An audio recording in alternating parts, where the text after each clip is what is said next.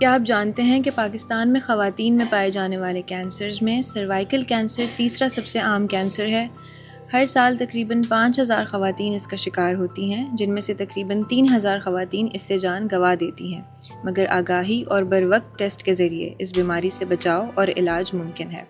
अस्सलाम वालेकुम नाज़रीन, मैं हूं doctor Zahra Sheikh and welcome to fertility and virility. उम्मीद करती हूं आप सब खैरियत से होंगे।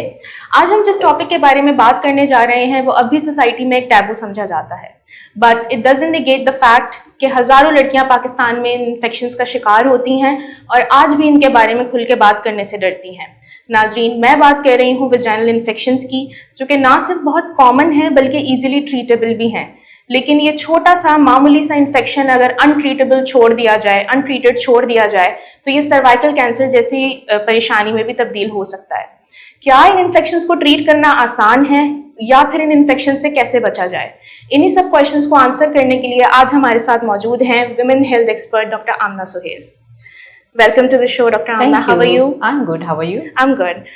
Dr. Amna, सबसे पहले हमें ये बताइएगा कि आपकी डेली प्रैक्टिस में how frequently do you see such cases, या एवरेजली आप कितने पेशेंट्स ऐसे डील करती हैं? Vaginal infection are extremely common in our practice. Almost 70% of the females suffers from their life once in their life. Almost around 5 to 10 patients come here daily with infection, with the vaginal discharge, itching, burning sensation, and with the pelvic pain. Pakistan के अंदर ये ratio बहुत ज़्यादा है due to poor hygiene, due to lack of awareness, due to lack of knowledge, due to self medications. मेरे पास न सिर्फ यंग वुमेन आती हैं बल्कि टीन एज गर्ल्स भी आती हैं और old age post menopausal women भी यहाँ पर इसी कंप्लेन के साथ आ रही होती हैं। बिल्कुल बिल्कुल। जैसे कि अभी आपने डिस्कस किया कि हर एज ग्रुप आपके पास इसमें आ रहा होता है, and definitely as a health care provider it is very difficult to treat such cases. We have multiple types of infections, fungal, viral and bacterial. Can you tell us कि as a doctor किन infections को आपको diagnose करना easy होता है, या क्या ऐसे कोई साइन एंड सिम्टम्स हैं जिनसे आप लोग उसको इंडिकेट कर पाते हैं कि ये इन्फेक्शन फंगल है या बैक्टीरियल है? Mostly the symptom that should not be ignored. Number one, foul smelling discharge, and any abnormal discharge, blood containing discharge, yellow discharge, green discharge, कोई भी abnormal discharge होता है वो हमें ignore नहीं करना चाहिए. Number second, any burning and itching sensation at the pelvic or private part. And number three, any redness and swelling at the private area or fever associated with that of pelvic pain. तो ये सारे symptoms अगर female लेकर आपके पास आती है या किसी भी डॉक्टर के पास जाती है तो उसको इग्नोर नहीं करना चाहिए, सेल्फ मेडिकेशन की तरफ नहीं जानी चाहिए और घर में जो रेमेडीज होती हैं उसको यूज़ नहीं करनी चाहिए, क्योंकि जितना ज़्यादा हम उसको घर में ट्रीट करने की कोशिश करेंगे उतना ज़्यादा कॉम्प्लिकेशंस डेवलप होंगी। बिल्कुल बिल्कुल, and it is hard to diagnose as well, of course, definitely. Doctor साहब, हमें काइंडली ये बताइएगा कि जैसे एक स्टिग्मा अटैच्ड है वेजाइनल इन्फेक्शंस के साथ, बहुत सारी खवातीन इसके बारे में बात करने में कंफर्टेबल नहीं होती हैं, तो आपके पास जो पेशेंट्स आते हैं क्या वो अर्ली स्टेजेस में आ जाते हैं या फिर जब वो इन्फेक्शन प्रोग्रेस हो चुका होता है, ख़राब हो चुका होता है, तब वो आपके पास आते हैं? Unfortunately, patient comes very late due to shyness, due to fear of, I think so, judgment, due to lack of awareness, due to lack of knowledge. Patient जब तक फॉर द टाइम हमारे पास आ रहे होते हैं तब तक बहुत देर हो चुकी होती है, या तो फिर जो डिजीज़ है वो प्रोग्रेस कर जाती है, या तो सिम्टम्स सिवियर हो जाते हैं, या फिर कॉम्प्लिकेशंस डेवलप हो जाती है। तो इस प्लेटफॉर्म से मैं ये बताना चाहूँगी कि प्लीज़ अपनी चीज़ें ओपनली डिस्कस करें, शाइनेस के बगैर, और आके डिस्कस करें ताकि हम कॉम्प्लिकेशन से बच सकें। बिल्कुल बिल्कुल, यही आपने जो चीज़ डिस्कस की ये हमें कनेक्ट करती है हमारे अगले सवाल से, जो कि मुझे लगता है हमारी यंग एज अडल्ट और ख़ासतौर पे वो लड़कियां जो न्यूली मैरिड हैं उनके लिए बहुत इंपॉर्टेंट है। मेल पार्टनर का क्या रोल होता है इन्फेक्शन को ट्रांसमिट करने में? अगर कोई मेल इन्फेक्टेड है लेट्स से, तो क्या उसके सेक्सुअल कॉन्टैक्ट की वजह से जो फीमेल है उसको बार बार इन्फेक्शन फ्लेयर अप हो सकता है? Exactly, very good question. Male partner play important role in the spreading and also the reinfection. एक फीमेल अगर कंटिन्यूसली हमारे पास आ रही है और बार बार एक डॉक्टर उसी को ट्रीट कर रहा है तो डेफिनेटली हमें सोर्स ऑफ इन्फेक्शन की तरफ जाना चाहिए कि सोर्स ऑफ इन्फेक्शन कहाँ से आ रहा है। तो इस सिचुएशन में हमें मेल पार्टनर को ज़रूर देखना चाहिए, उसको बुलाना चाहिए, उसको ट्रीट करना चाहिए। वंस हम सोर्स ऑफ इन्फेक्शन को ट्रीट करेंगे तो हमारी जो फीमेल है या जो वुमेन है वो ऑटोमेटिकली ठीक हो जाएगी। बिल्कुल, डेफिनेटली। डॉक्टर साहब, रिस्क फैक्टर्स के बारे में थोड़ा सा हमें गाइड करें कि पाकिस्तान के इन्वायरमेंटल चीज़ों को लेके और ख़ासतौर पे हमारे जो सोसाइटी के कुछ नॉर्म्स हैं, हमारे यहाँ कि हम जॉइंट फैमिलीज़ में रहते हैं, same use of washroom, public washrooms का यूज़ होना, तो ये सारी चीज़ों को कंसिडर करते हुए रिस्क फैक्टर्स क्या क्या इन्वॉल्व हैं? पाकिस्तान के अंदर अगर हम देखें तो सबसे कॉमन जो रिस्क फैक्टर है वो है पुअर हाइजीन। बिल्कुल। एंड सेकेंडली अगर हम थोड़ा सा और मज़ीद इसको एक्सप्लेन करें तो unprotected sexual contacts, multiple partners, immuno compromise patient, stress को भी ले सकते हैं। इसके अलावा unnecessary usage of the antibiotics, ये बहुत बड़ी चीज़ है जिसको one of the major factor अगर हम देखें मल्टीपल पार्टनर्स कह सकते हैं। तो ये सारी चीज़ें मिलकर हमें रिस्क फैक्टर की तरफ ले जाती है। बिल्कुल। डॉक्टर साहबा, आजकल पाकिस्तान में सर्वाइकल कैंसर की शरह बहुत बढ़ गई है, उसी चीज़ के बारे में मैं थोड़ा सा डिस्कस करना चाहूँगी। जैसे कि हम जानते हैं कि सर्वाइकल कैंसर जो है वो HPV की वजह से होता है। डॉक्टर साहबा, थोड़ा सा हमारी ऑडियंस को आप एक्सप्लेन कीजिएगा कि HPV है क्या? HPV is a human papilloma virus, is one of the most leading cause of the cervical cancer worldwide. और पाकिस्तान में तो आपको पता है कि वुमेन में जो सबसे ज्यादा कैंसर होता है वही सर्वाइकल कैंसर है। तो HPV वैसे तो अगर देखा जाए तो खुद ही इनिशियल स्टेज पे या जो लो रिस्क HPV होता है वो खुद ही बॉडी में से इरेडिकेट हो जाता है या क्लीन आउट हो जाता है, बट हाई रिस्क जो उसकी स्ट्रेन्स होती हैं वो बॉडी में स्ट्रक हो जाती हैं एंड सर्वाइकल एरिया में कुछ चेंजेस क्रिएट करती हैं and further later on it may leads to the cervical cancer. बिल्कुल, डेफिनेटली। डॉक्टर साहब, हमारे जो वेरिएंट्स होते हैं HPV के, जैसा आपने अभी बताया लो रिस्क और हाई रिस्क, इसको थोड़ा सा डिटेल में एक्सप्लेन कीजिएगा please. Low risk HPV may cause only warts on the vaginal area, not cancer. But high risk HPV like strain 16 and 18 may lead to cervical cancer. तो जब भी हम वैक्सीनेशन की बात करते हैं, जब भी हम पैप स्मीयर की बात करते हैं या डायग्नोसिस की बात करते हैं, तो हमारा जो मेन फोकस होता है वो स्ट्रेन 16 and 18 पे होता है, because it may lead to the cervical cancer. Right.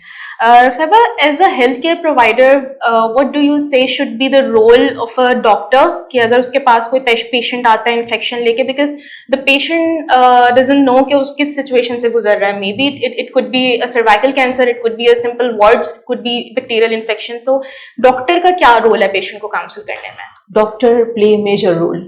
हम अपने सेटअप पे सबसे पहले तो स्क्रीनिंग करवाएं कि अगर पेशेंट हमारे पास आ रहा होता है वजाइनल इन्फेक्शन के साथ या वजाइनल डिस्चार्ज के साथ, तो अगर पेशेंट ओल्ड एज में है तो हमें सबसे पहले स्क्रीनिंग करवानी चाहिए। देखिए, पाकिस्तान के अंदर सबसे जो मुझे नजर आती है, ऑफ द काउंटर मेडिसिन बहुत इजीली मिल जाती हैं। बिल्कुल। तो ऑफ द काउंटर मेडिसिन में एंटीबायोटिक्स भी आ जाती हैं। तो सबसे पहले उस चीज को रोकने के लिए हमें हमारे सेटअप्स में स्क्रीनिंग यानी पेप स्मीयर को प्रमोट एंड एनकरेज करना चाहिए।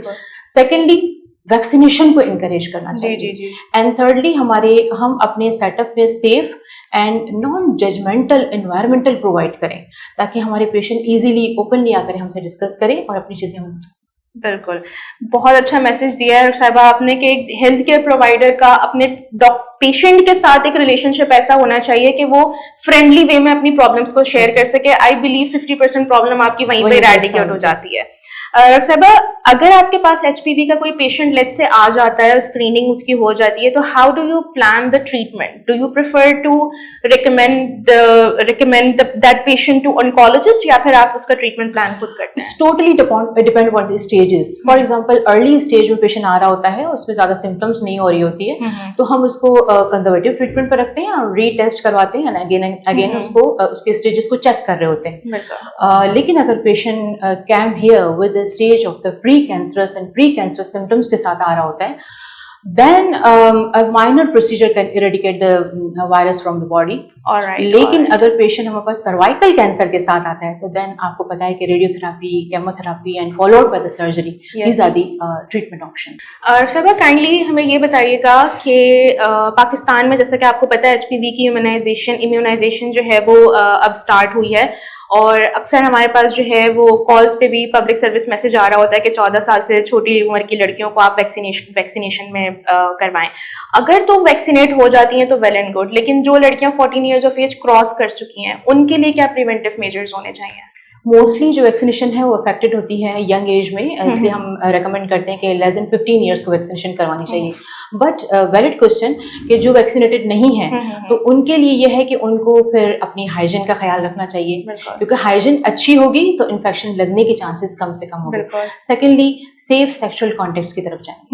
थर्डली, लाइफस्टाइल चेंजेस की तरफ जाएं। Lifestyle modification is very important. Diabetes mellitus है, उसको चेक करवाने की जरूरत है। और कुछ ऐसी चीजें हैं जो लाइक हम डिस्कस कर सकते हैं with the patient in long counselling, इनको और उनके पार्टनर को हम बता सकते हैं जिस पे चलकर वो इन चीजों से बच सकते हैं। Of course.